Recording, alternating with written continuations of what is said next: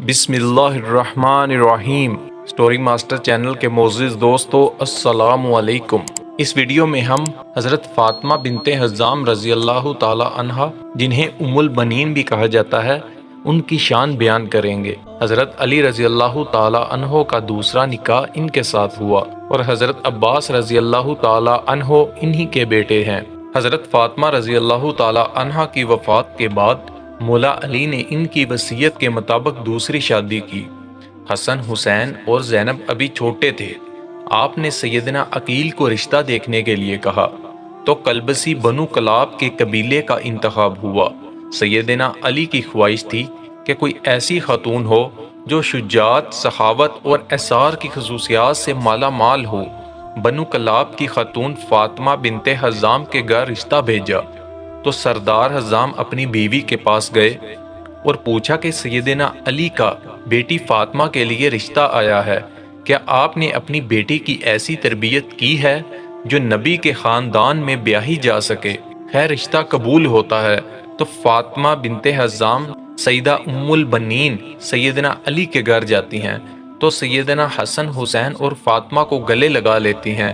سیدنا علی سے درخواست کرتی ہیں کہ ان بچوں کے سامنے آپ مجھے کبھی فاطمہ مت کہیے گا، انہیں اس سے ان کی ماں کی یاد آ جائے گی۔ میں اس گھر میں ان کی ماں بن کر نہیں بلکہ کنیز بن کر آئی ہوں۔ میرا یہ مقام نہیں کہ ان کی ماں کی جگہ لے سکوں۔ اس کے بعد آپ نے انہیں بیٹا نہیں کہا بلکہ ہمیشہ مولا کہتی رہیں۔ ان کے 4 بیٹے ہوئے، اس لیے انہیں ام البنین بھی کہتے ہیں، مطلب بیٹوں کی ماں۔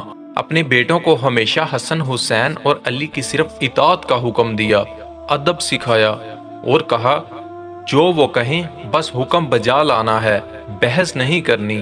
یہ اہل بیت ہیں اور ہم ان کے نوکر ہیں۔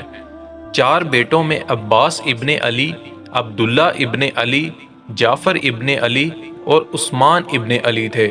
سیدنا عباس علیہ السلام لشکر حسین کے سپہ سالار بھی رہے۔ شجاعت میں یہ ایک مقام رکھتے تھے، دونوں ہاتھ سے تلوار چلاتے تھے۔ جنگ صفین میں سیدنا علی نے ان کو بھیجا تو محمد بن حنفیہ کہتے کہ مولا آپ کو کیوں آگے بھیجتے ہیں؟ تو سیدنا عباس کہنے لگے حسن حسین میرے ابا کی آنکھیں ہیں اور میں ان کا بازو، اور بازو ہمیشہ آنکھوں کی حفاظت کرتے ہیں۔ حالانکہ عمر میں حسن حسین سے چھوٹے تھے، مطلب کہ یہ سوال بھی نہیں بنتا، ماں کی تربیت ہر مقام پر جھلکتی تھی۔ واقعہ کربلا میں جب ایک ایک کر کے لشکر حسین کے سپاہی شہید ہوتے گئے تو سیدنا عباس نے مولا حسین سے درخواست کی کہ مجھے جانے دیں۔ سیدنا حسین نے ان سے تلواریں لے لیں کہ بس عباس تم پانی لے آؤ۔ آپ پانی لینے جاتے ہیں تو یزیدی لشکر ان پر حملہ کر دیتا ہے، دونوں بازو کاٹ دیے جاتے ہیں۔ وہی جنہوں نے حسین کی حفاظت کرنی تھی، گھٹنے میں تیر لگتا ہے۔ حسین علی مقام کی آنکھیں بھر آتی ہیں۔ سیدنا عباس مولا حسین سے درخواست کرتے ہیں کہ میرے گھٹنے سے تیر نکال دیں اور کہتے ہیں کہ مولا میری والدہ سے کہہ دیجئے گا کہ عباس کے دونوں بازو نہیں تھے، اس لیے صرف آپ کو تیر نکالنے کا کہا۔ یہ وہ ادب تھا، وہ اطاعت تھی جو سیدنا ام البنین کی تربیت تھی، جنہوں نے ساری زندگی نبی کے اس گھرانے کی کنیز بن کر گزار دی۔ آپ کے 4 بیٹے اس جنگ میں شہید ہو گئے۔ علی کے 5 بیٹوں نے اس میں جام شہادت نوش کیا، جس میں 4 سیدنا ام البنین کے فرزندان تھے، جو لشکر حسین کا نہ صرف حصہ بنے بلکہ امام علی مقام پر اپنی جان تک قربان کر دی اور ساری عمر کبھی زبان پر کوئی سوال نہ لائے۔ سیدنا ام البنین کو جب بیٹوں کی شہادت کی خبر ملی تو کہا عباس شہید ہوا، جعفر شہید ہوا، عثمان بھی شہید ہوا اور عبداللہ بھی شہید ہو گیا۔ فرمانے لگیں سب چھوڑیں، میرے مولا حسین کا بتائیں۔ تو بتایا کہ وہ بھی شہید ہو گئے ہیں۔